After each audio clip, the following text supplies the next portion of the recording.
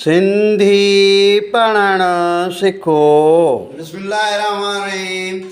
सिंधी पढ़ण जे लाइ पहिरीं असांखे अखरनि जो अचणु लाज़मी आहे। अखरनि खे सुञाणप अलफ़ जीम दाल अलफ़ दाल।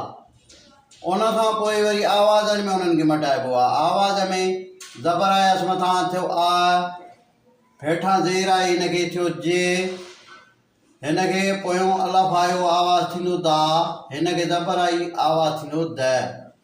हाणे हिननि खे पाण में मिलाइबो त लफ़्ज़ तयारु थींदो। लफ़्ज़ खे ठाहिण जे लाइ पहिरीं असांखे आवाज़ पढ़णु घुरिजनि। अ जे दा द। लफ़्ज़ ठहियो अजदाद। अजदाद लफ़्ज़ जी माना आहे ख़ानदान, वॾा। हाणे ठाहींदासीं असां जुमिलो। असांजा अजदाद सिंधी ॿोली ॻाल्हाईंदा हुआ। इहो हो अॼु जो वीडियो। हिन वीडियो खे लाइक कंदा, शेयर कंदा, फॉलो कंदा।